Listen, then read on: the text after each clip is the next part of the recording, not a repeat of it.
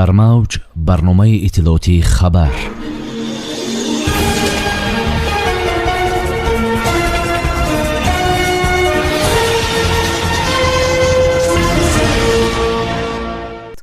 ҷаласаи навбатии гурӯҳҳои кории ҳайатҳои ҳукумати ҷумҳурии тоҷикистон ва ҷумҳурии қирғизистон. намояндагони иттиҳоди аврупо ба тоҷикистон меоянд.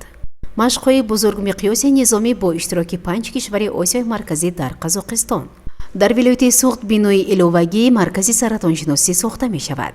тоҷикистонро дар мусобиқаи ҷаҳонии гран-прии Португалия 5 паҳлавон муаррифӣ менамояд.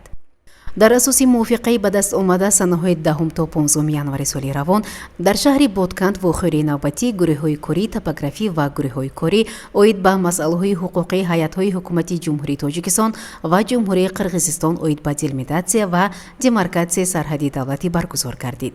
дар ин вохӯрӣ гурӯҳҳои кории топографӣ зиёда аз 38 километр сарҳади давлатии Тоҷикистон ва Қирғизистонро мувофиқа намуданд.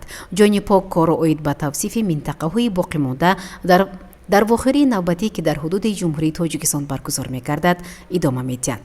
аз натиҷаи вохӯрӣ протоколи дахлдор ба имзо расид. иттилоъ медиҳад Амид Хувар. ҳайати иттиҳоди аврупо таҳти роҳбарии ноиби президенти комиссияи иттиҳоди аврупо Маргарит Схинас ба тоҷикистон меоянд. дар ин бора вазорати корҳои хориҷии тоҷикистон хабар медиҳад.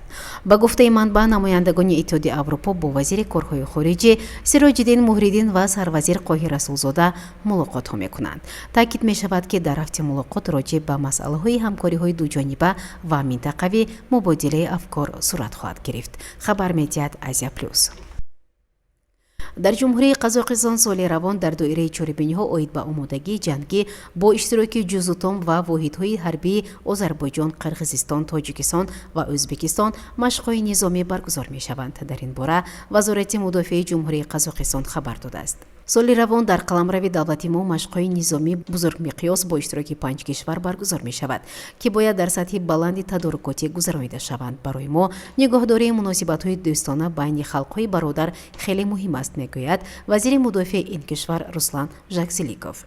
манбаъ меафзояд, дар соли 2024 зиёда аз 160 чорабинии фаврӣ ва беш аз 70 000 чорабинии омодагии ҷангӣ ба нақша гирифта шудааст. бештару муҳим аз онҳо машқҳои баллистик мебошад, ки ба он нерӯҳои ҳарбии баҳрӣ, нерӯҳои ҳарбии ҳавоӣ, нерӯҳои амалиёти махсуси фармондеҳии минтақавии ғарб яъне запад ва ҷузутомҳои ҳарбии Озарбойҷон, Қирғизистон, Тоҷикистон ва Ӯзбекистон ҷалб карда мешаванд, изҳор доштааст манбаъ. раиси вилояти суғд Раҷаббой Аҳмадзода бо сохтмони бинои иловагии маркази саратоншиносӣ дар вилоят шинос гардид. ин иншоот дар асоси дастуру ҳидоятҳои пешвои муаззими миллат муҳтарам Эмомалӣ Раҳмон ва дар доираи корҳои созандагию ободонӣ ба истиқболи 35-мин солгарди истиқлоли давлатии ҷумҳурии Тоҷикистон бунёд гардида аз 6 ошёна иборат аст. хабар медиҳад Амид Ховар бо истинод ба хадамоти матбуоти раиси вилояти суғд. бинои нав бо маблағгузории мақомоти иҷроияи ҳокимияти давлатии вилояти суғд сохта шуда, он барои 150 кад бунёд гардида, дар он шӯъбаҳои эҳё ва ҷарроҳӣ ҷойгир мешаванд. аз санаи 26 то 28 январи соли равон дар шаҳри Адивелас мусобиқаи ҷаҳонии гран-прии Португалия оид ба гӯштини ҷудо баргузор мегардад. иттилоъ медиҳад Амид Ховар.